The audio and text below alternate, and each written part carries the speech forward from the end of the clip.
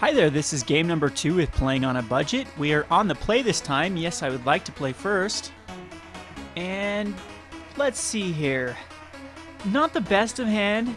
Just a 2 of land tracker and a bunch of high casting cost creatures. Plus this Revenge of the Hunted. Unfortunately, I think this is a mulligan. I don't think this is a keepable hand. And a lot better hand. We have the Avenger, the Rancor, and a Tracker, which is very good. The Tracker and the Avenger are very good cards, very good combination together, especially with this Rancor. We can basically kill any sort of creature in the format that has 5. I mean, we can even kill Ghost Councils with 5 toughness. And our opponent has to mulligan as well. We're not going to mull to 5, of course. Great hand. And he does have to go down to 5, so looking good for us. We have a decently aggressive hand. We can lead with the Tracker, and I hope we're not going up against Esper Control again. That will just be very unfortunate for us. So I am going to run out this Experiment 1 and swing in for 1 damage with the Tracker.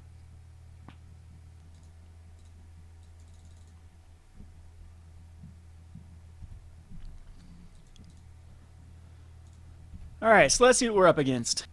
Oh, it looks like Esper Control again. Sorry about the rematch here. But maybe we'll actually see a better showing as we have a more aggressive hand here. I really like the Avenger. I don't think I'm going to cast it right now. Even though it will evolve, I think I'm going to wait till the end of turn.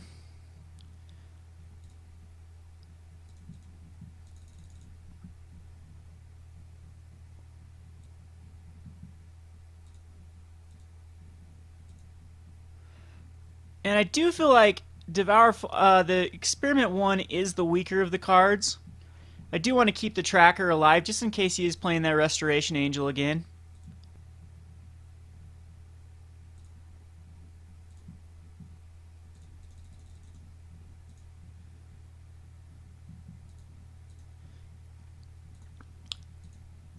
Now we can go ahead and throw the Rancor on the Avenger. And there's nothing he can really... He could Snapcaster Mage to kill the Tracker. That's fine with me. But we'll just attack in with these guys. And I can even cast this Arbor Elf and keep up the regeneration mana on the Avenger in case he does rip a Supreme Verdict.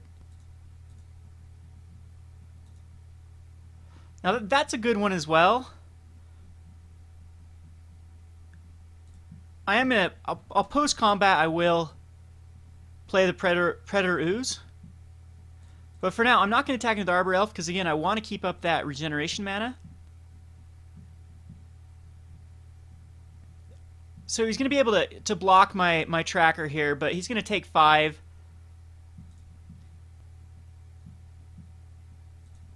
And I am going to be able to cast this Ooze. And I still have regeneration mana up with the Arbor Elf. So we're good against Supreme Verdict. Really good against Supreme Verdict. We have the Arbor Elf to help pad against another Devour Flesh or Tribute to Hunger. And of course we'd like to Miracle that. And I'm hoping this will be game here. I'd rather put it on the Ooze. And we can tack in here for everything, put him down to a 1. He's got to block the Ooze, but he's got Trample anyway. So this will actually kill him if he doesn't have the Azorius Charm in hand. He's thinking. See if you hit it. That's not... Let's see, he's going to be able to absorb 5 damage. So 3, he's still dead here. Because it does give him Trample. Yeah, he realizes it. So turn 6, we're able to kind of avenge our loss to Esper Control. And hopefully this time we can actually get the cards that we need to beat Esper Control. I did see Snapcaster Mages, so I'm thinking Tormod's Crypt might come in again. I don't know about that. The Ground Seal is good because it draws a card after you play it. The pit fights are absolutely unnecessary. I do like Ranger's Guile. I didn't see any sort of tragic slips, though. We did only see the Devour Flesh. Of course, the Triumph is very powerful in this matchup. The Acidic Slime is very powerful in this matchup as well. So again, we are just going to get rid of the cards that are the weakest in this matchup. And I'm thinking that is Wolfir Silverheart and Wild Beastmaster, the Trackers, and maybe Experiment 1 is actually an option here, as it does get evolved a lot easier now that we're taking out 3 cards that do not evolve it. And it might be just a little bit stronger than the Revenge of the Hunted. I'm not sure about Deadbridge Goliath, as the scavenge on this actually could be useful against Esper. I think I'm going to keep him in this time. I am going to take out the Experiment 1s. And maybe the Tormod Crypts. I did see Think Twice's though. I'll keep 1 Deadbridge Goliath in. And so we got to cut 2 cards here. I don't know if Revenge is the right cut. Now, I still think Deadbridge is the right cut here.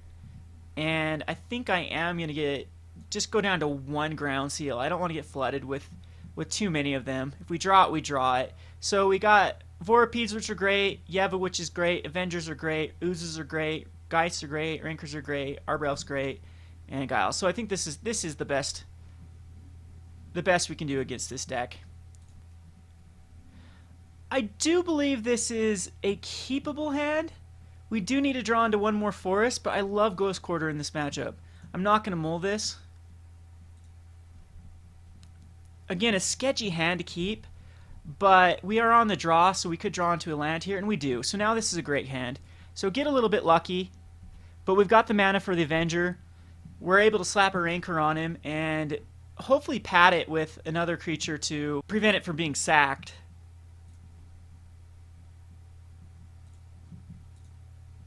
So I'm going to save this Ghost Quarter for the Nephalia Drown Yards now, unless he does play another Black Source. I'm not exactly sure with these. Yeah, I think I might just kill the Catacomb. Or, again, I think it is just the best to save the Ghost Quarter for the Drown Yard.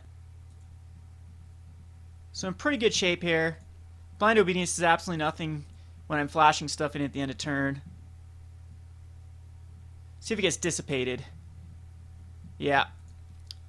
So that is unfortunate it gets dissipated. I have no play for the next turn either. Did he miss a land drop here? I think he did. I think he missed his land drop. So I think...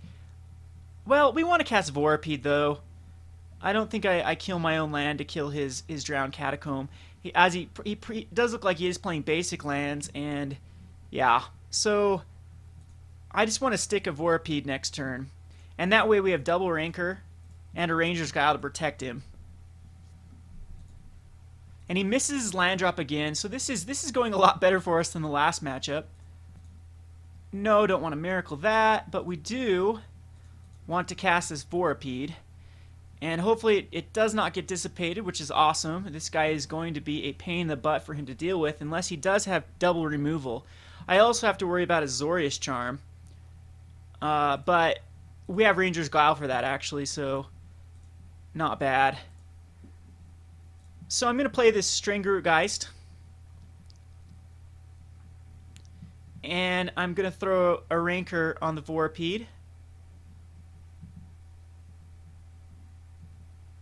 And Dramatic rescues him. Okay, we will Ranger's Guile him then.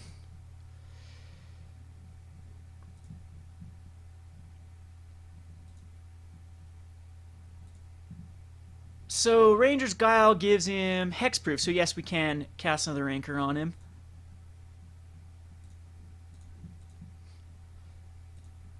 And that is a big insect. So he's down to an 11. I think... I don't know. I kind of want to Drown Catacomb here. Yeah, we're going to get rid of it. See if he does have a Black Source or not. Nope, no Black Source. So now we've kept him off black. So now he has to draw into a black land here. We could have just sealed the deal here. Detention Sphere is not going to hurt us too bad. It is going to hit the Vorapede. But we get the Rancors back. Or we could just choose right now to get in for 8. but I still think just putting double Rancor while he can't do anything about it's the right move. Get him down to 5. He's got 1 turn to draw into something to actually prevent me from winning here. Again, Azorius Charm does it. Dramatic Rescue does it. There's a Vorapede, though, so we can play that post-combat.